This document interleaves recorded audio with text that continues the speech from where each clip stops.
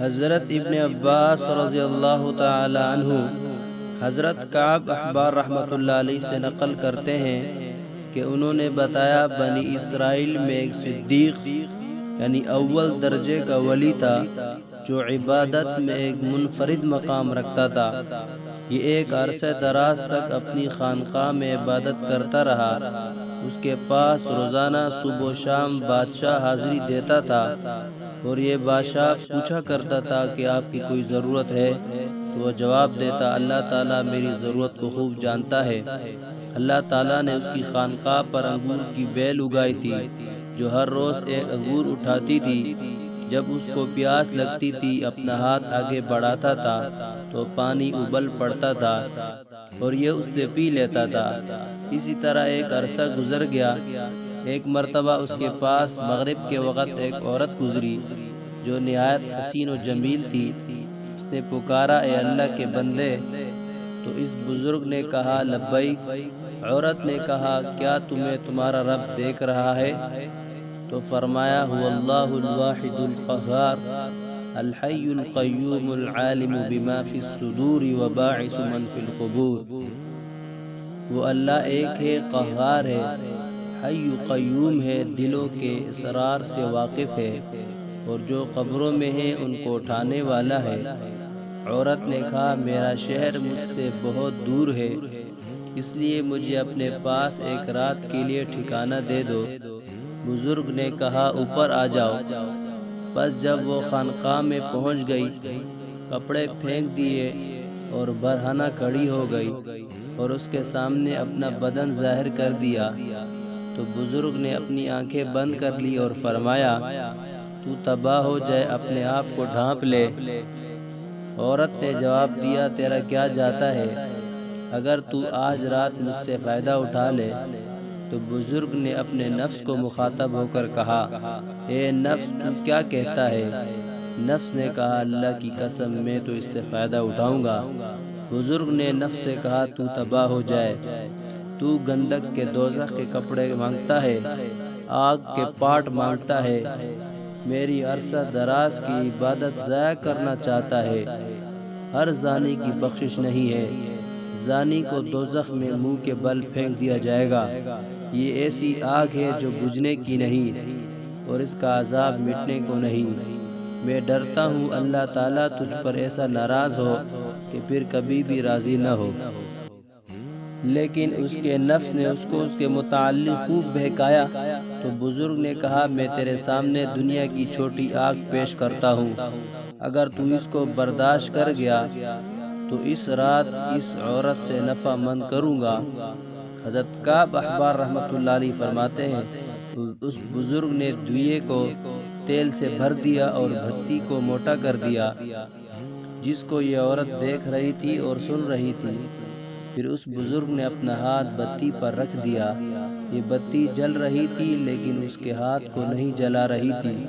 یہ بزرگ چیخ کر بتی سے کہنے لگا، تجھے کیا ہے، جلاتی کیوں نہیں؟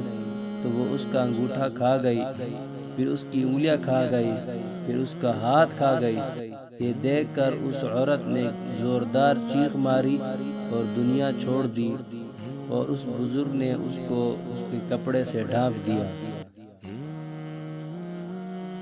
جب صبح ہوئی تو ابلیس لعین نے چیخ کر کہا، اے لوگو، فلاں کی بیٹی فلانی سے عابد نے زنا کیا ہے اور اس کو قتل کر دیا ہے۔ تو بادشاہ اپنے لشکر اور رعایا کے ساتھ سوار ہوا اور عبادت خانے تک پہنچا اور زور سے چیخا تو عابد نے اس کو جواب دیا۔ تو بادشاہ نے پوچھا، فلاں کی بیٹی کہاں ہے؟ عابد نے کہا، میرے پاس یہیں پر موجود ہے۔ بادشاہ نے اس سے کہا، اس کو کہو کہ وہ میرے پاس اتر آئے۔ بزرگ نے کہا، وہ مر چکی ہے۔ بادشاہ نے اس کو کہا، چونکہ وہ زنا کے لیے رضامند نہیں ہوئی حتیٰ کہ تو نے ایک جان کو قتل کر دیا جس کو اللہ تعالیٰ نے حرام کیا ہے۔ پھر اس نے عبادت خانہ گرا دیا اور عابد کی گردن میں زنجیر ڈالی اور اسے گھسیٹنے لگا۔ عورت کو اٹھایا گیا اور عابد کو عقوبت خانے میں لایا گیا۔ اس وقت کے لوگوں کا دستور تھا کہ زانی کو آرے سے چیر دیا کرتے تھے۔ عابد کا ہاتھ اس کی آستین میں چھپا ہوا تھا۔ وہ اصل واقعہ نہیں بتا رہا تھا۔ بس آرے کو عابد کے سر پر رکھا گیا اور جلادوں کو کہا گیا آرا چلاؤ، اور انہوں نے آرا چلا دیا۔ جب آرا دماغ تک پہنچا تو آہ نکل گئی۔ اللہ تعالیٰ نے جبرائیل علیہ السلام کی طرف وحی فرمائی کہ اس کو کہو کہ کچھ نہ بولے، میں تیرا صبر دیکھنا چاہتا ہوں۔ اس نے میرے عرش برداروں کو، میرے آسمانوں کے مکینوں کو رلایا ہے۔ مجھے میرے غلبے اور جلال کی قسم، اگر دوسری مرتبہ آہ نکالی تو میں آسمانوں کو زمین پر گرا دوں گا۔ تو اس نے آہ نہ نکالی اور نہ کوئی بات فرمائی حتیٰ کہ اس کا انتقال ہو گیا۔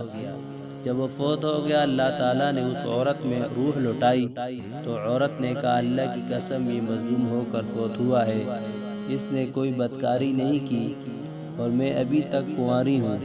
اس کے بعد اس نے سارا واقعہ نقل کیا۔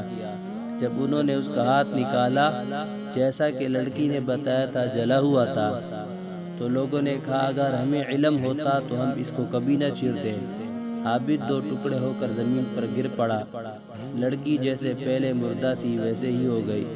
تو ان دونوں کے لیے قبر کھودی گئی تو اس میں کستوری، عنبر اور کافور پایا۔ پھر ان دونوں کو جنازہ پڑھنے کے لیے لائے تو آسمان سے کسی نے منادی اصبروا حتی تصلی علیہم الملائکہ، صبر کرو یہاں تک کہ ان پر فرشتے جنازہ پڑھ لیں۔ اس کے بعد لوگوں نے اس کا جنازہ پڑھا اور دفن کر دیا۔ پھر اللہ تعالیٰ نے اس کی قبر پر چنبیلی کو اگایا اور لوگوں نے اس کی قبر پر ایک تختہ دیکھا جس پر لکھا ہوا تھا بسم اللہ الرحمن الرحیم، اللہ عز و جل کی طرف سے اپنے بندے اور اپنے ولی کی طرف ہے۔ میں نے اپنے عرش کے نیچے ایک منبر لگایا اور اپنے فرشتوں کو جمع کیا۔ جبرائیل علیہ السلام نے خطبہ دیا اور میں نے فرشتوں کو گواہ بنایا کہ میں نے جنت الفردوس کی 50,000 حوروں سے اس ولی کا نکاح کیا، اور میں اپنے فرما برداروں اور مقربین کو ایسے ہی انعام و اکرام سے نوازتا ہوں۔ اللہ رب العزت عمل کرنے کی اور گناہوں سے بچنے کی توفیق عطا فرمائے۔ وآخر دعوانا الحمدللہ رب العالمین۔